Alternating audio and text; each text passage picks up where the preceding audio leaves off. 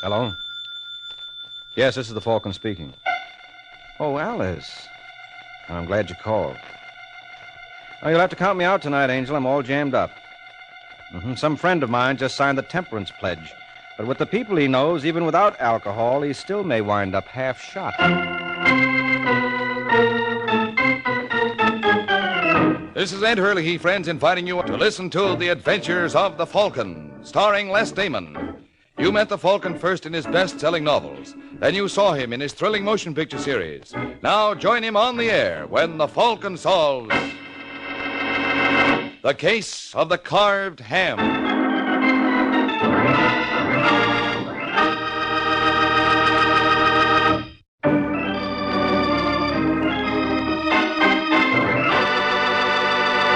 And now, The Case of the Carved Ham. It is early Sunday afternoon in New York, and a lovely redhead named Doris Webster gets off the Fifth Avenue bus at 76th Street. As she does, she notices a tall, thin man behind her. He's still behind her at 78th. At 81st, Doris gets a little frightened at the game and stops dead in her tracks, whereupon her shadow almost topples over her. Oh, I'm terribly sorry, lady. I should have looked where I was going. That's the trouble. You did. How's that? You've been following me for the last hour. Me? Listen, mister. I don't know what your game is. I'm sightseeing. Well, do it elsewhere, or I'll call the police. You don't really mean that, baby? Officer! Oh, I guess you do. You want me, lady? Yeah, please. I guess that's my cue to beat it. Been nice knowing you, honey. We must do this more often.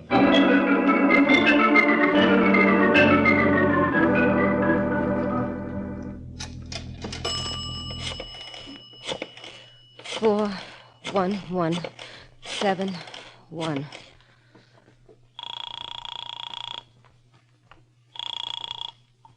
Hello? Is that you, Stuart? Yeah? It's Doris. I gotta see you.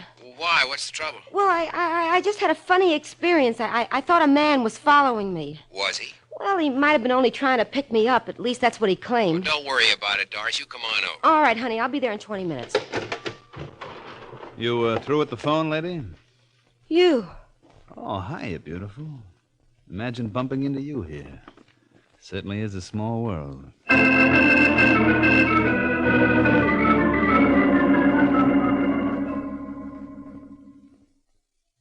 Tell me it was a coincidence, Stuart, because it wasn't. I tell you, he was following me. That's ridiculous, Doris. Why should he? Well, maybe he's working for Santos. Never in a million years. If your boyfriend, Mr. Santos, knew about me, we would have heard from him long before this. Listen, Stuart. If anything should Oh, happen... now you're talking like a child, Doris. I know, but, well, if anything should... Look, there's a red leather vanity bench in my bedroom. Vanity bench? Yeah, you can't miss it. It's 24 inches high and about 18 inches wide. Yeah? Yeah, well, if you turn it upside down, you'll see the padding comes out. Inside, you'll find some newspaper clippings. I want you to send those clips to the police. Forget it, darling. Nothing's going to happen. Want to bet? What? Who the devil are you? He's the man I've been telling you about. The name is Brian King, honey. What do you want? You. What? Yeah. The fellow I work for would like to see you. Who? Joe Santos. Do it! You can tell Mr. Santos I'm not interested. Maybe you better tell him yourself. Let's go, chum. Take your hands off him! Come on, handsome. I told him you were practically on your way over. Now, you don't want to make a liar out of me, do you? Look out, Stuart! Oh! You were a little late, honey. Stuart. Now, don't give him a second thought, baby. He'll be all right.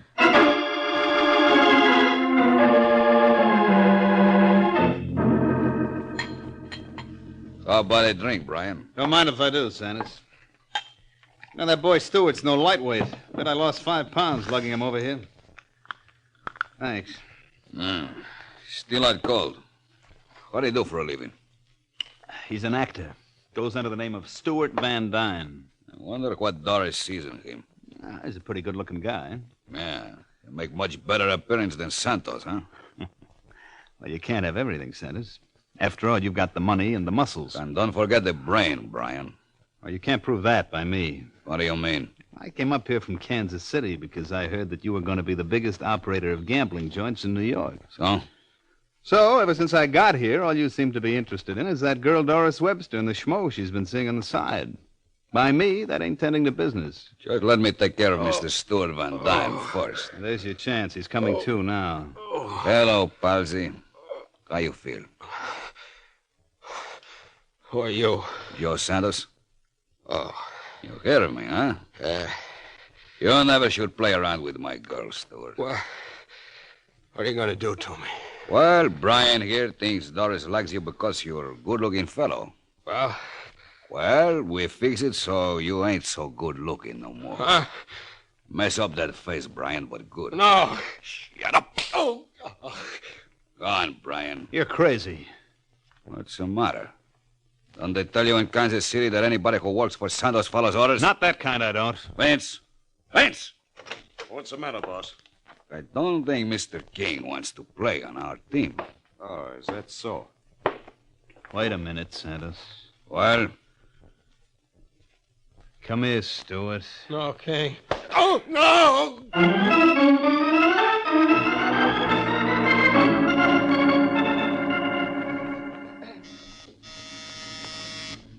Just a second. Yum. I'm looking for a Michael Waring, the Falcon. Come in. My name is Webster, Doris Webster. Sit down, Miss Webster. Thanks. Now, what's the problem? Well, a very dear friend of mine has been kidnapped. What's his dear friend's name? Stuart Van Dyne. Did you report it to the police? No, Why not? because I don't want them involved. You don't want him involved. A man is kidnapped? I didn't say he was kidnapped. I said he disappeared. You said nothing of the sort. I can see I made a big mistake in coming here. Oh, I don't know. Well, I do. I'm sorry to have bothered you, Mr. Waring. Believe me, it won't happen again.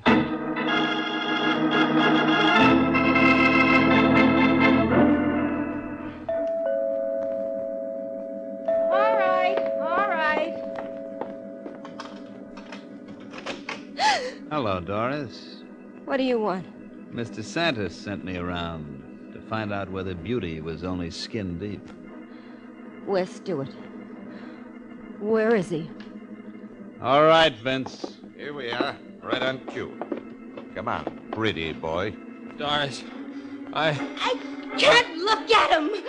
Take him away! Take him away!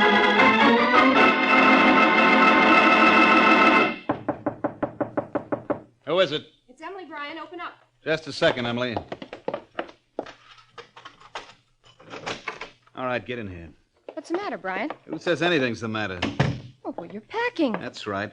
We're taking the 1035 back to Kansas City.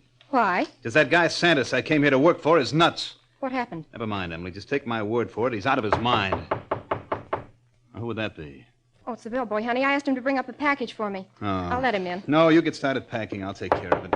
Just a second. All right, son, let's have it.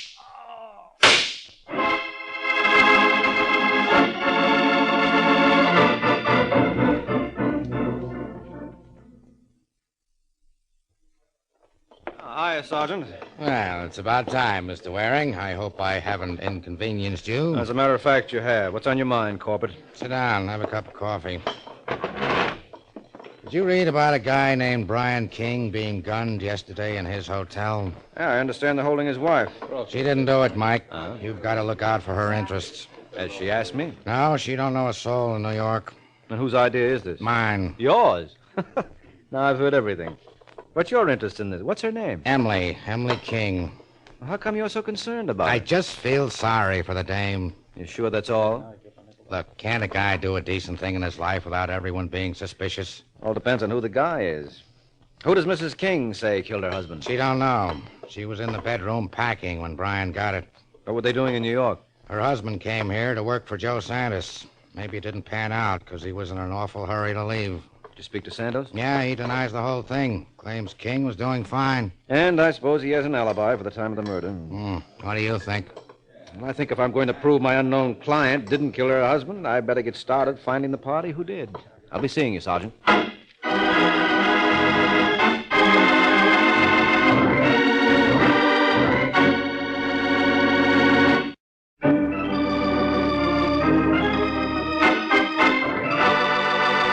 Now, back to the adventures of the Falcon. An hour has passed since Mike Waring, acting at the behest of Sergeant Corbett, undertook to do some private detecting for Emily King. And now, as we find the Falcon, he is making like a private eye. Oh, no, don't tell me. Yes, it's me, Santos. Or should I say I? Anything you say, Mikey, is okay with me. Sit down. Thanks. You like something to drink, maybe? Maybe. Scotch? Fine. You, think you're going to be able to do something for that little girl? What little girl? Brian's wife. How did you know I was working for her? I got ways. Look, Mikey, if she needs money, let me know. Where's your white beard, Santos? Don't get me wrong, Mike. I give nothing away. You ever stop to think that the party who killed Brian maybe was trying to kill me? You kidding? Didn't the cops tell you the hotel suite Brian was using was registered in my name? No. Well, it was. I turned it over to Mr. and Mrs. King because they have no place to live in New York. What kind of work did Brian do for you? Oh, little this, little that. Well, that tells me... What's the matter? That picture on the piano. What about it? I think I recognize the lady. Isn't her name Doris Webster? Yeah. Certainly is a small world. Where do you know Doris from? Oh, she was up to see me yesterday. About what? Oh, no, Santos, don't tell me you're jealous. I asked you a question, Mike. I suppose you answer one of mine first. Was Doris running around with Brian King? No. Well, I've only got your word. Who's in the next room? Nobody. Don't give me that. I heard something in there. You're crazy. I show you. See? It's Look not out, one- Santos!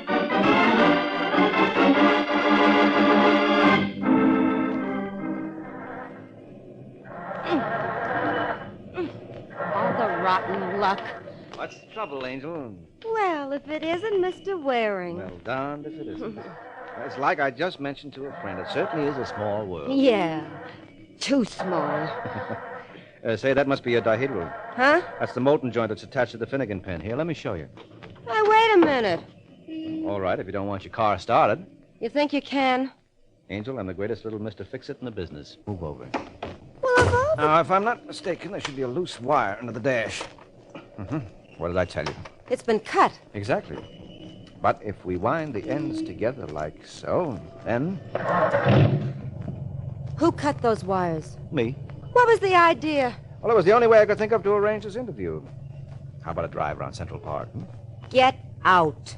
Oh, you're not going to make me do that, beautiful, after all the trouble I went to? Do you want me to call a cop? Well, that's entirely up to you, Doris. But I don't think Joe Santos would approve. Well, if Santos ever finds you talking to me... I don't think there's any danger of that, at least for a couple of hours. Or haven't you heard? He was shot at 2:30 this afternoon. You're lying. Well, there's no reason to be upset, Angel. The bullet just tore a chunk out of his side. Listen, Waring, what do you want? The murderer of Brian King. I don't know anything about it. I suppose you let me be the judge of that. Now, when was the last time you saw Brian King alive? Yesterday when he brought Stewart... Now we're getting to it. Stewart's the boy you told me was kidnapped. I didn't say he was kidnapped. Oh, please, let's not start that again. I gather Mr. Van Dyne has finally turned up, huh? Yeah, And Brian King was the one who located him. that's one way to put it. What's the connection between you and Stewart? We used to be kind of friendly. What stopped you? Santos found out about us through Brian King. Oh, so that's the connection. And what did the messages King and Santos do to Stewart? I have no idea. Well, suppose you give me Stewart's address and let me find out for myself.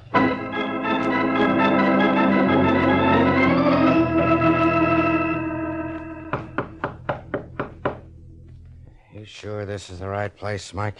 Well, Doris told me Stewart Van Dyne was living in apartment 4E, Sergeant. Guess he's out. Are you surprised? I don't follow you. Mr. Santos is inclined to be a little on the possessive side. What do you think would happen to anyone who he caught playing around with Doris? Well, Now, where are your keys? I don't like to do this.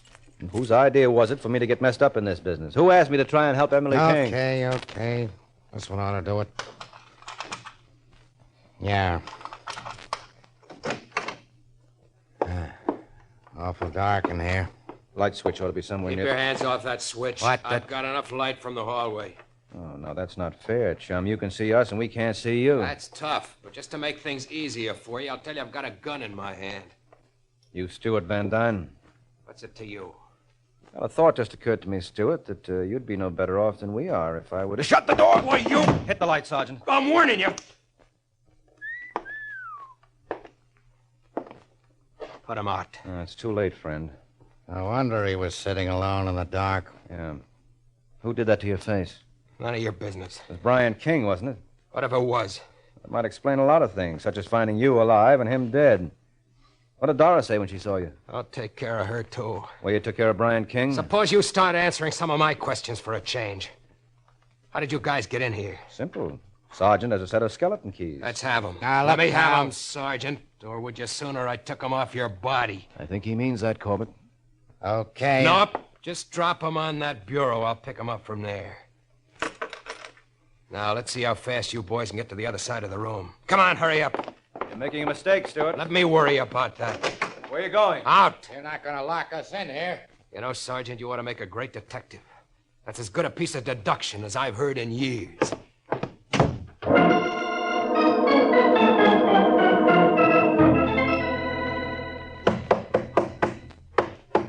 Are you coming on that door, Sergeant? Ain't made a dent in it yet. Well, save your knuckles. The squad car will be here in a minute. Were you able to get Doris Webster on the phone? Oh, her line has been busy. I'll try her again. Okay. You don't think Van Dyne could have gotten to her yet? No, not a chance. When I get my hands on that guy. Hello? Hello, that you, Doris? Who's this? Mike Waring. Say, Stewart's looking for you. Hope you got a good, strong lock on your door. You're not frightening me. I didn't intend to. That's Joe Sanders' department. And Mr. Sanders doesn't worry me either. Little Doris can look after herself. You know, it's a funny thing, Doris, but the last time I heard someone say that, the Undertaker was round in short order. I hope you have better luck.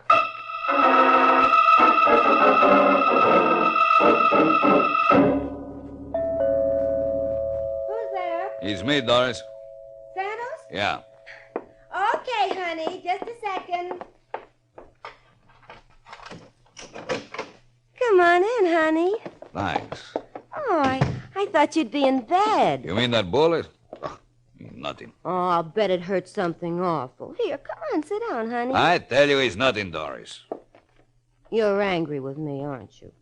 Why, I got the reason. Oh, I give you my word, honey. That Stewart character didn't mean a thing. You know there's only one man in the world for me. Sure. Oh, come on, honey. Say you forgive me. And if I do? I promise I'll never look at another man again. Until the next time, huh?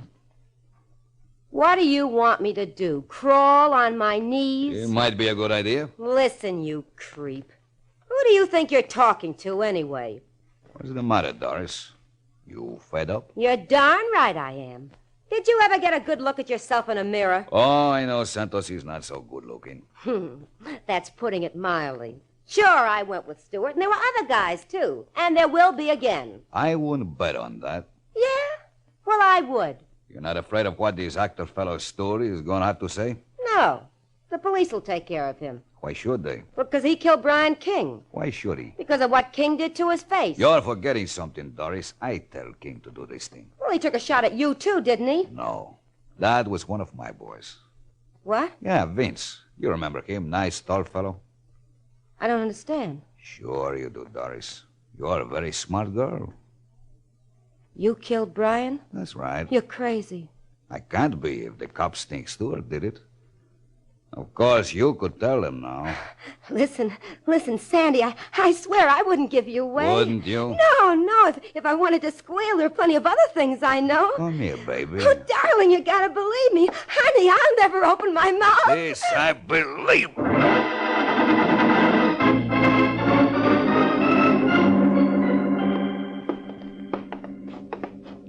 Wait a minute, Sergeant. I think that's the apartment. Is there a nameplate? Yeah. Doris Webster. Well, what are you waiting for? I got a hunch she ain't going to answer. I wouldn't be surprised if you're right. Well, shall we? By all means. Take a look at what's hanging from the chandelier. Well, that's one way to get up in the world. Good 3 feet, I'd say. Might as well have been a mile. All right, let's get it down.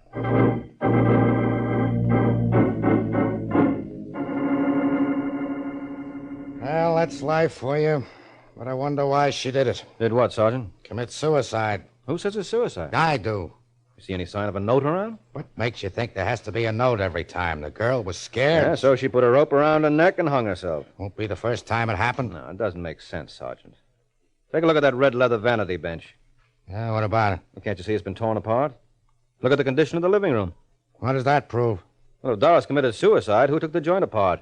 She might have herself. Why? How should I know? Well, maybe I can guess.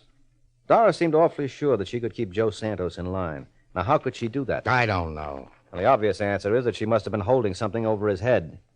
I suppose it was hidden in that vanity bench. Why would it have to be in there? It didn't. The point is, wherever it was, Santos must have found it and destroyed it.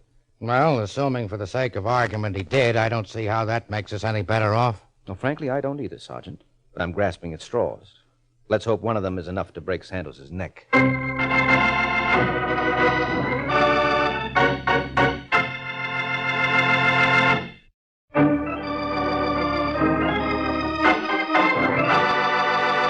Now, back to the adventures of the Falcon. An hour has passed since Mike and Sergeant Corbett discovered the body of Doris Webster hanging in her apartment.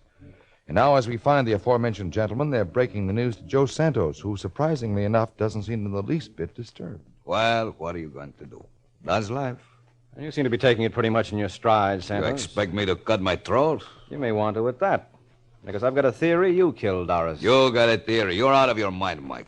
I haven't been out of this bed since I was shot. How do you account for those scratches on your face? When I saw you earlier today, there wasn't a mark on you. And don't tell us you cut yourself shaving. Say, Sergeant, Yeah? has the report come through on the substance under Doris's fingernails? Huh? You know, the stuff you had analyzed. Oh, sure. It was human flesh, wasn't it? Yeah, that's right. The doc said probably came from a man. You know, Santos, they can tell in 5 minutes who that man was. Who are you kidding? Okay, don't bleed me. Sergeant? Wait a minute. Well, Suppose I was in Doris' apartment. but were you or weren't you? Yeah. And you did fight with her? Yeah, I tried to keep her from committing suicide. Well, you couldn't have tried very hard. Well, I do the best I can. Remember, she shot me this afternoon. I'm still weak. Sure. Well, it may be news to you, Santos, but when people hang themselves, they customarily step off a height. And there was nothing resembling a chair in that bedroom. You're sure of that? Positive. You don't see a red leather vanity bench? You mean? Yeah. Looks like he's got you there, Mike. Remember, you were the one who commented on it? Yeah, so I did. What did you take out of that bench, Santos? Don't you wish you knew? Maybe I can guess. Probably some evidence linking you with a couple of unsolved murders. Guesses are no good, Mike. You got to be able to prove it. Not if we can prove you killed Doris Webster. And take it from me, Santos, we can. All right, Sergeant, make like a cop.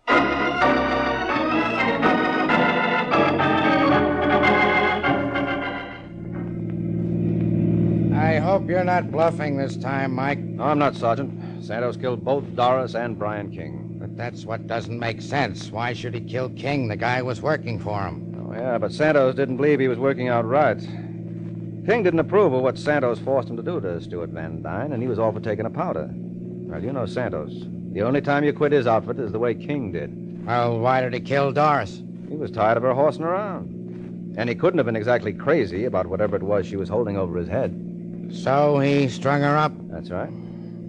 And you're probably curious about how I figured that one out. No. We found Doris hanging 3 feet off the floor. Well, listen. And that vanity bench Santos claims she used was only 24 inches high. Now, you tell me how you can step off something 2 feet high and wind up 3 feet in the air. All right, if you saw it, why didn't you say something before? What, spoil your fun? Don't forget, Mike, I'm a typical dumb cop who can't add 2 and 2 together without using his fingers. If I claimed I solved a crime, who'd ever believe me? Well, certainly no one who ever listened to a show called The Adventures of the Falcon. Good night, Sergeant.